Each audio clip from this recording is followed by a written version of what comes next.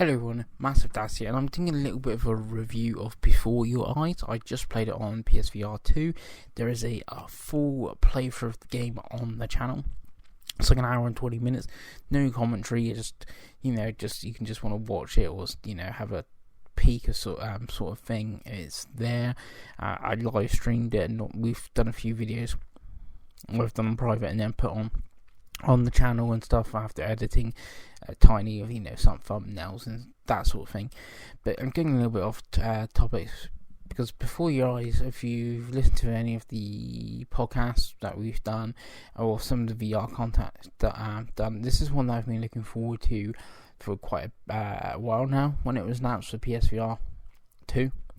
So I played it on PC, really liked it on PC. It was really neat how it used the webcam to look at your eyes, and then when you blink to move things forward on there. I can't remember because a while ago how you moved around in the bedroom sort of thing, where on PSVR2 you're turning your head left, right, up, down and stuff like that. So there's a bit where you're looking at stars.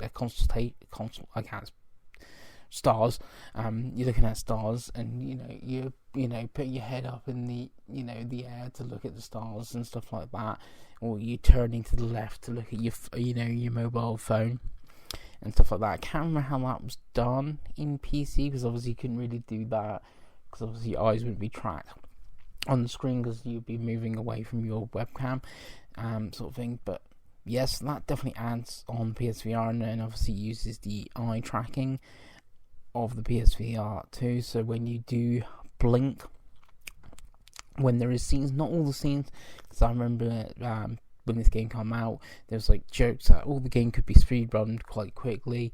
You just blink, and you're to the end. It doesn't work quite that. There's some scenes and stuff like that. There's a metronome where that's ticking. If you blink, it will move forward.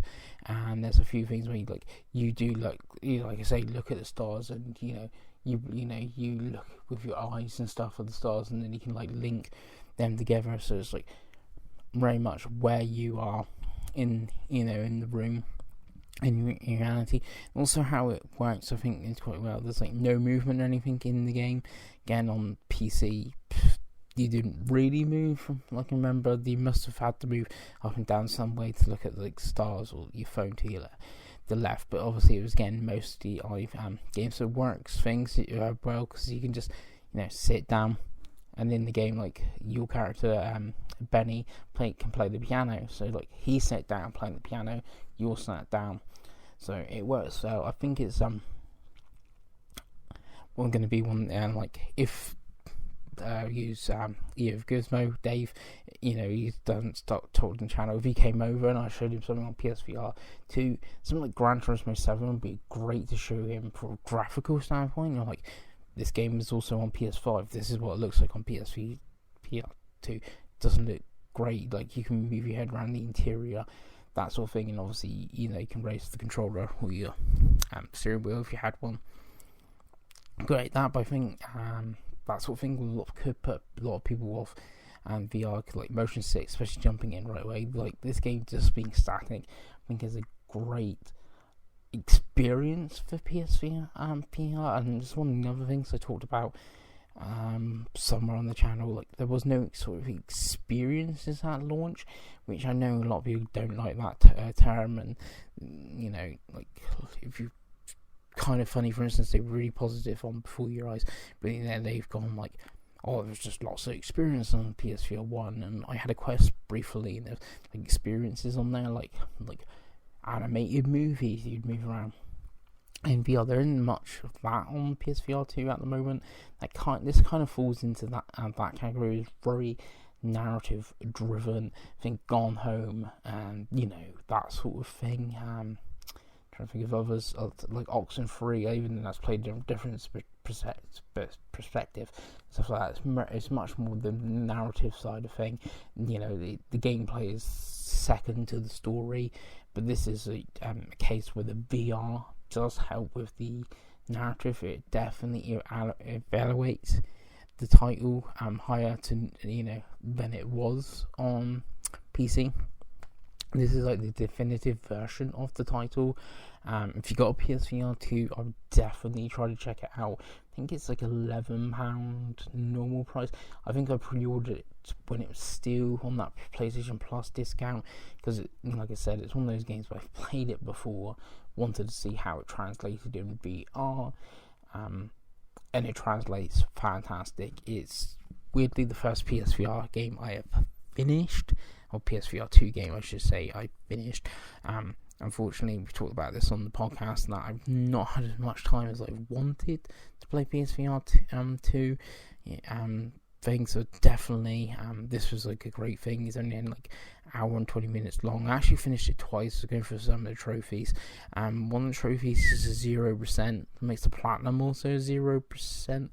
And I had a problem with one of the trophies that has got like a 5%.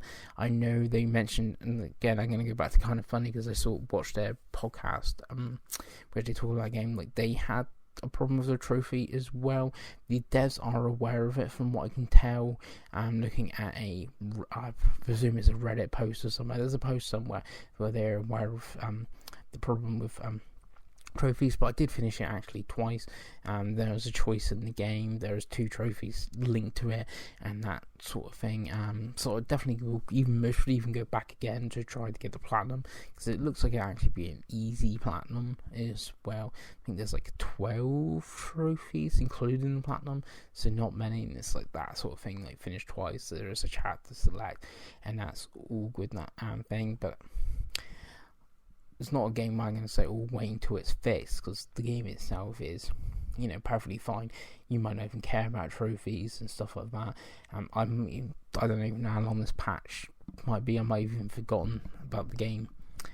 Not in a bad way, but like lots of other games and stuff around, and time to, give this, get the platinum, where I could be given the time to Horizon Call the Mountain, for instance. So definitely want to do more reviews like this. I am. I was fortunate to actually get a couple of codes for stuff on PSVR2. It's just one of those things I've just not had time to play as much as I want, and I definitely want to play like Call of the Mountain. I might not do a review on that, because I think everyone's mostly done a review on that game. But yeah, are you going to pick this game up? Are you going to try it on PC maybe? I think it's even on mobile, because obviously phones have a camera on the front, and that's another way to play the game as well.